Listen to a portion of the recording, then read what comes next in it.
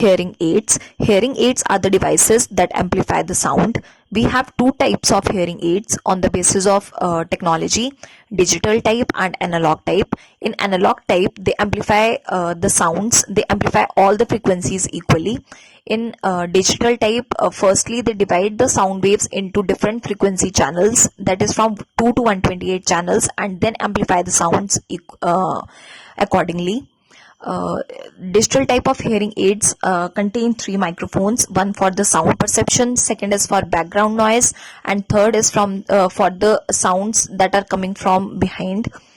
Then we have, on the basis of looks, we have behind the ear hearing aids which contain ear hook, ear plug, battery, switch, and processor. And the drawbacks of behind the ear hearing aids are occlusion effect, and sometimes the sound waves are reflected by the tympanic membrane, which are also perceived by the patient. Then to overcome this, we have a receiver in canal hearing aids.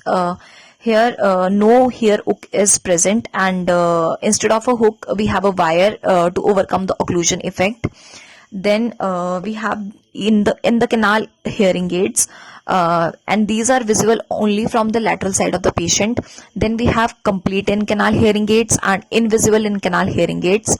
After that, we have middle ear implantable hearing aids, and first one is the fully implantable hearing aids. The patient has to fulfill some condition prior to implant these middle ear implantable hearing aids, and the conditions are patient must have the stable hearing loss, and patient must have used outer hearing aids for 6 months and must get benefit out of it. Then we have the bone anchored hearing aid. Here we use titanium screw because titanium has the osseous integration property, and when titanium vibrates, it transmits the sounds to the bone, and they are directly transmitted to the inner ear.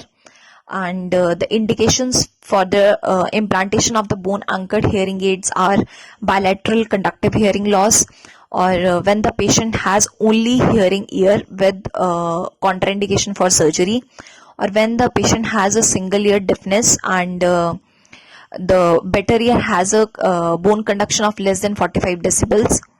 Then next we have the cochlear implant. Cochlear implant is not the hearing aid, it is a bionic sense device, and it has outer parts and the inner implantable parts. In outer parts we have the microphone to receive the sound. Then we have the processor, which converts the sound into electromagnetic waves.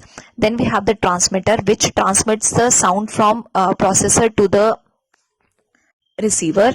And receiver is the inner implantable part of the cochlear implant.